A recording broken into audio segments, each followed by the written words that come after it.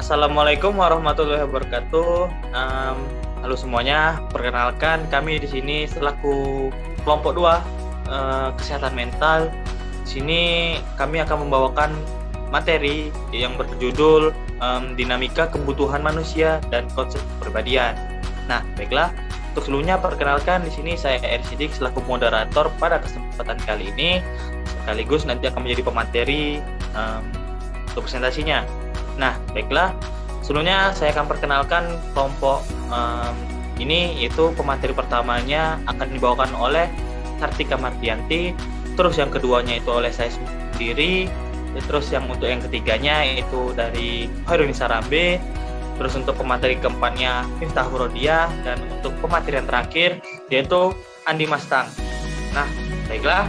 Mungkin di sini langsung saja kepada host, bisa langsung share screen-nya untuk menampilkan PPT-nya.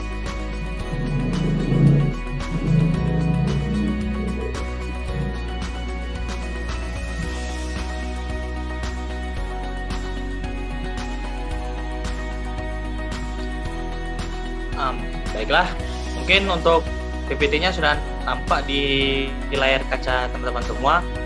Baiklah, langsung saja di sini untuk materi pertama tadi akan dibawakan oleh Sartika Mardianti.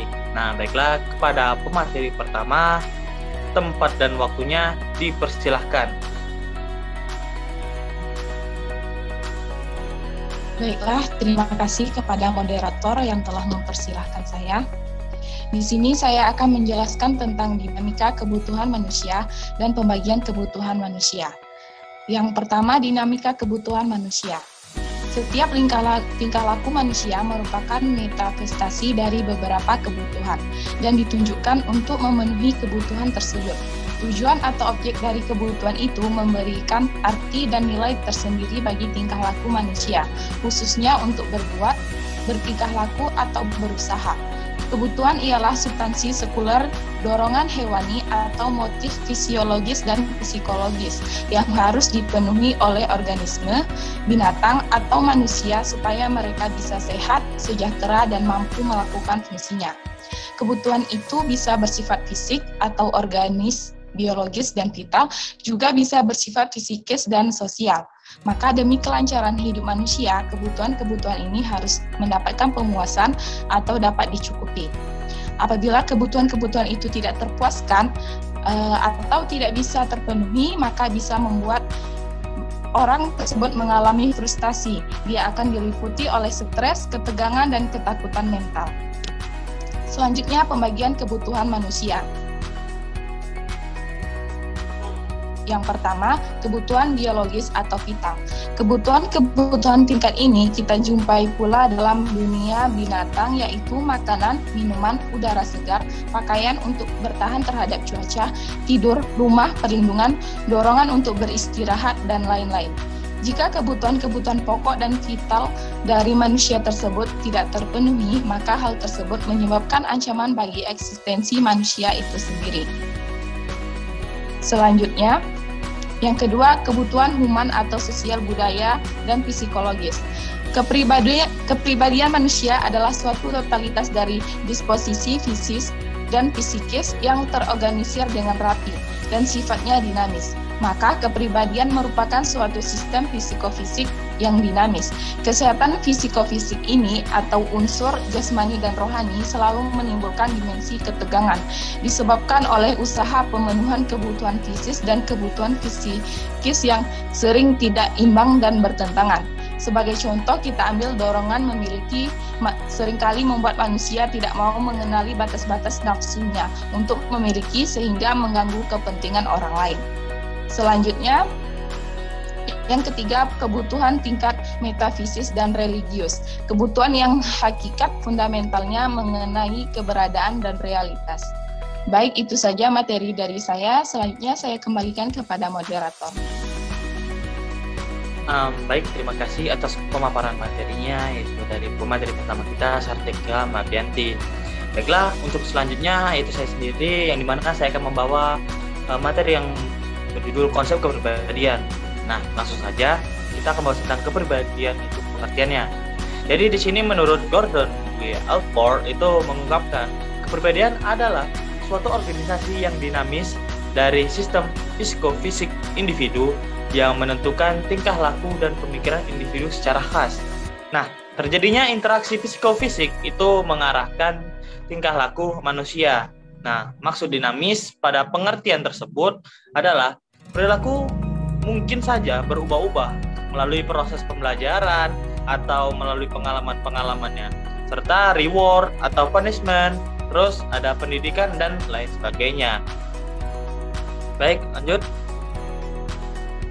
Dan di sini kepribadian adalah ciri atau karakteristik ataupun gaya atau bahkan sifat-sifat yang memang khas dikaitkan dengan diri kita. Nah, dapat dikatakan bahwa kepribadian itu bersumber dari bentuk-bentukan yang kita terima dari lingkungan. Nah, misalnya nih, bentukan dari keluarga pada masa kecil dan juga bawaan-bawaan dari lahir. Nah, jadi yang disebut kepribadian adalah campuran dari hal-hal yang bersifat psikologis, kejiwaan, dan juga yang bersifat fisik. Baik, selanjutnya itu di sini dalam salah satu konsep textbook itu menggambarkan personality itu adalah the quality or condition of being a person. Terus ada lagi the totality of qualities and traits as of characters or behavior and that are particular to specific person. Terus ada lagi di sini ada the parent of selective character and behavioral, temperamental, emotional, and mental traits of a person. Terus though their personalities different, they got along as friends. Terus yang keempat yaitu ada an offensively personal remark often using the plural, let's not engage in personalities. And yang terakhir itu ada the distinctive characteristic of a place or situation furnishing that give a room a personality. Nah, mungkin itu saja materi yang dapat saya sampaikan. Untuk selanjutnya kepada pemateri ketiga, tempat dan waktunya dipersilahkan. Baik, bismillahirrahmanirrahim. Terima kasih kepada moderator yang telah mempersilahkan saya untuk membahas materi pembahasan saya. Baiklah teman-teman, tadi sudah dibahas oleh teman saya sendiri yang mana pembagian kebutuhan manusia serta konsep kepribadiannya. Nah, sekarang saya akan membahas tentang penggolongan manusia berdasarkan kepribadiannya. Nah, setiap manusia dilahirkan dengan berbagai macam jenis kepribadian yang berbeda-beda. Nah, kepribadian itu akan menggambarkan bagaimana cara seseorang dalam berpikir, bertindak, berinteraksi, dan lainnya. Nah, kita juga perlu mengenali bagaimana kepribadian itu agar karakter dan potensi yang ada di dalam diri kita bisa dioptimalkan. Nah, selain mengenal kepribadian diri sendiri, kita juga perlu mengenal kepribadian orang lain di sekitar kita. Nah, tujuannya apa? Agar kita bisa memahami bagaimana seharusnya bersikap dan berinteraksi terhadap mereka. Nah, ada beberapa pembagian penggolongan manusia berdasarkan kepribadiannya. Nah, yang pertama adalah berdasarkan aspek biologis. Hippocrates membagi kepribadian menjadi 4 kelompok. Yang pertama adalah sanguin. Apa sih sanguin? Sanguin adalah orang yang gembira, yang senang hatinya, mudah untuk membuat orang tertawa, dan bisa juga memberi semangat kepada orang lain. Namun, ini ada kelemahannya adalah dia cenderung impulsif. Apa sih impulsif? Impulsif adalah orang yang selalu bertindak sesuai emosi dan keinginannya. Nah, yang kedua adalah pragmatik. Apa sih pragmatik? Pragmatik adalah orang yang cenderung tenang, dari luar cenderung tidak beremosi, tidak menampakkan perasaan sedih ataupun senang. Nah, yang ketiga adalah melankolik. Nah, tipe ini adalah orang yang sangat-sangat terobsesi dengan karya yang paling bagus dan yang paling sempurna. Dan dia memang adalah biasanya seperti seseorang yang sangat mengerti tentang estetika keindahan dalam hidup ini. Nah, kelemahannya sendiri adalah melankolik ini selalu dikuasai oleh perasaan dan cukup sering perasaan yang mendasari hidupnya ini adalah seperti perasaan burung. Nah, yang terakhir adalah kolerik. Apa sih kolerik? Kolerik adalah seseorang yang dikatakan berorientasi pada pekerjaan dan tugas. Kolerik ini adalah seseorang yang mempunyai disiplin tinggi dalam bekerja. Kelebihannya sendiri adalah dia bisa melaksanakan tugas dengan setia serta tanggung jawabnya yang tinggi. Namun, kolerik ini juga memiliki kelemahannya, yaitu EQ cenderung rendah sehingga empati terhadap orang lain pun kurang. Nah, yang kedua adalah berdasarkan aspek psikologis. Carl Gustav Jung, ahli psikologi asal Swiss, membagi tipe kepribadian manusia dalam dua kelompok. Yang pertama adalah introvert. Apa sih introvert? Introvert adalah orang dengan kepribadian introversia, yang mana mereka merupakan orang-orang dengan kepribadian yang berfokus pada perasaan, pikiran, emosi yang ada di dalam dirinya. Nah, yang kedua adalah extrovert. Extrovert ini berbanding terbalik dengan kepribadian introvert, yang mana extrovert malah lebih tertarik dengan keramaian, sangat open-minded, terbuka, dan dapat beradaptasi dengan orang baru. Nah, sedangkan Heymans membagi menjadi emotionalitas, aktivitas, dan sekunder. Baiklah, mungkin ini saja yang dapat saya sampaikan. Selanjutnya saya kembalikan kepada moderator. Terima kasih. Baik, terima kasih kembali kepada pemateri ketiga kita, itu Dehori Sarambe. Untuk selanjutnya itu dari pemateri keempat kita, itu Miftahul Rodia. Nah, kepada Miftahul Rodia, tempat dan waktunya dipersilahkan. Baik, terima kasih kepada moderator. Selanjutnya yaitu faktor yang mempengaruhi kepribadian. Faktor yang pertama adalah faktor genetik. Dari beberapa penelitian, para bayi yang baru lahir mempunyai temperamen yang berbeda. Perbedaan ini lebih jelas pada usia 3 bulan. Perbedaan ini meliputi tingkat aktivitas, rentang atensi, adaptabilitas pada perubahan lingkungan. Sedangkan menurut hasil riset tahun 2007, Kazuo Murakami di Jepang menunjukkan bahwa gen dorman bisa distimulasi dan diaktifasi pada diri seseorang dalam bentuk potensi baik dan potensi buruk. Dan yang kedua adalah faktor lingkungan. Perlekatan attachment, kecenderungan bayi untuk mencari kedekatan dengan pengasuhnya dan untuk merasa lebih aman dengan kehadiran pengasuhnya dapat mempengaruhi kepribadian. Teori perlekatan dari John Bowlby menunjukkan bahwa kegagalan anak membentuk perkataan yang kuat dengan ketidakmampuan membentuk hubungan dengan orang lain pada masa dewasa. Dan yang ketiga yaitu faktor stimulasi gen dan cara berpikir. Menurut Kazuo Murakami, PhD dari Jepang, dalam bukunya The Definition the DNA, menyimpulkan bahwa kepribadian sepenuhnya dikendalikan oleh gen yang ada dalam sel tubuh manusia. Gen tersebut ada yang bersifat dorman atau tidur dan yang bersifat tidak aktif.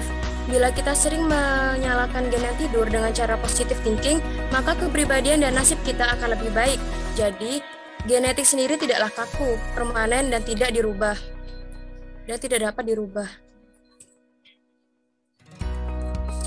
Materi berikutnya yaitu tipe atau orientasi kepribadian pada manusia. Tipe yang pertama yaitu tipe realistik. Tipe realistik adalah menyukai pekerjaan bersifat konkret yang melibatkan kegiatan sistematis seperti mengoperasikan mesin dan peralatan. Tipe seperti ini tidak hanya membutuhkan keterampilan komunikasi atau hubungan dengan orang lain, tetapi dia memiliki fisik yang kuat, bidang karir yang cocok yaitu perubahan, pertanian, barbershop, dan konstruksi. Tipe yang kedua yaitu ada tipe intelektual atau investigatif. Tipe ini menyukai hal-hal yang teoritis dan konseptual, cenderung berpikir daripada pelaku tindakan, senang menganalisis dan memahami sesuatu. Biasanya menghindari hubungan sosial yang akrab. Tipe ini cocok bekerja di laboratorium penelitian seperti peneliti ilmuwan ahli MTK. Baik, hanya itu yang dapat saya sampaikan. Saya kembalikan kepada moderator. Baik, terima kasih atas pemaparan materi dari Taurodia selaku pemateri keempat kita. Nah, baiklah, untuk selanjutnya itu pemateri terakhir kita itu dari Andi Mastang. Nah, baiklah, kepada Andi Mastang, tempat dan waktunya dipersilahkan. Baiklah, terima kasih banyak kepada moderator yang telah mempersilahkan saya untuk melanjutkan materi saya. Selanjutnya, tipe sosial. Tipe sosial ini senang membantu atau bekerja dengan orang lain. Ia suka kegiatan yang melibatkan kemampuan berkomunikasi dan keterampilan berhubungan dengan orang lain. Tetapi ilmunya kurang dalam kemampuan mekanikal ataupun sains. Pekerjaan yang cocok untuk tipe ini seperti guru atau pengajar, konselor, pekerja sosial, dan bertender. Kemudian tipe selanjutnya yaitu tipe konvensional. Tipe ini menyukai pekerjaan yang terstruktur atau jelas urutannya. Mengelola data dengan aturan tertentu, pekerjaan yang sesuai dengan tipe konvensional ini misalnya seperti sekretaris, teller, billing, serta akuntan. Kemudian tipe selanjutnya yaitu tipe usaha atau interpreting. Tipe ini mempunyai kemampuan verbal ataupun komunikasi yang baik dan menggunakannya untuk memimpin orang lain, mengatur, mengarahkan, dan mempromosikan produk ataupun gagasannya. Tipe ini sesuai bekerja seperti sales, politikus, manajer, pengacara, ataupun agensi iklan. Kemudian tipe yang terakhir yaitu tipe artistik. Tipe artistik ini cenderung ingin mengekspresikan dirinya, tidak mempunyai struktur ataupun aturan, karena lebih menyukai tugas yang memungkinkan dia untuk mengekspresikan dirinya sendiri. Misalnya seperti sutradara dan aktor. Kemudian kita lanjut kepada materi terakhir yaitu struktur kepribadian pada manusia. Struktur kepribadian manusia ini merupakan unsur-unsur atau suatu komponen yang membentuk di dalam diri seseorang secara psikologis. Salah satu contoh struktur kepribadian ini yang paling tua adalah gagasan menurut Sigmund Freud dalam tokoh psikoanalisanya. Berdasarkan beberapa penelitian, pada klien yang mengalami masalah kejiwaan, ia menyimpulkan bahwa di dalam diri manusia membentuk kepribadian terdiri dari 3 komponen. Yang pertama yaitu Das Es, Das Ist, dan Das Überist, atau istilah lainnya kita kenal dengan ide, ego, dan superego. Kemudian kita masuk kepada cara masing-masing struktur kepribadian tadi dalam membentuk suatu kepribadiannya. Yang pertama, apabila rasa ide yang menguasai sebagian besar energi psikis itu, maka kepribadiannya bertindak primitif, impulsif, dan agresif. Dan ia akan mengubah impuls-impuls primitifnya. Ide ini berkembang pada usia bayi dan terdiri dari dorongan dasar kebutuhan makan, minum, eliminasi, menghindari rasa sakit, dan memperoleh kenikmatan. Kemudian cara yang kedua, apabila rasa ego yang menguasai sebagian besar energi psikis itu, maka kepribadiannya akan bertindak dengan cara-cara yang realistik, logis, dan rasional. Ego ini berkembang pada usia 2-3 tahun, dan ego ini bekerja pada tingkat pramuka sadar. Kemudian cara yang terakhir atau yang ketiga, apabila rasa superego yang menguasai sebagian besar energi psikis itu, maka kepribadiannya akan bertindak pada hal-hal yang bersifat moralitas, mengejar hal-hal yang sempurna, yang terkadang irasional. Superego ini berkembang pada usia 4-6 tahun. Superego ini terdiri dari kata hati atau nurani dan ego ideal. Fungsi utamanya adalah untuk mengendalikan ide, mengarahkan ego pada tujuan yang sesuai dengan moral ketimbang suatu kenyataan, dan yang terakhir yaitu mendorong individu ke arah kesempurnaan. Mungkin hanya ini materi yang dapat saya sampaikan. Setelah ini saya kembalikan kepada moderator. Terima kasih. Baik, terima kasih atas pemaparan materi terakhir tadi dari Yan Mustang, dan juga itu adalah materi terakhir kami sekaligus menjadi akhir dari presentasi kami. Nah, baiklah teman-teman. Jadi untuk sesi tanya jawab kita itu nanti akan dilanjutkan di kolom komentar. Jangan lupa untuk teman-teman langsung saja di bawah itu langsung bertanya, sebutkan nama dan kelompok berapa serta langsung saja sebut pertanyaannya. Nah, baiklah teman-teman. Mungkin inilah akhir dari presentasi dari kelompok 2. Dan terima kasih kepada teman yang telah mengunjungi YouTube kelas kami. Terima kasih. Kami akhiri dengan mengucapkan salam. Wassalamualaikum warahmatullahi wabarakatuh. Saya Eri Sidik, mohon undur diri. Terima kasih.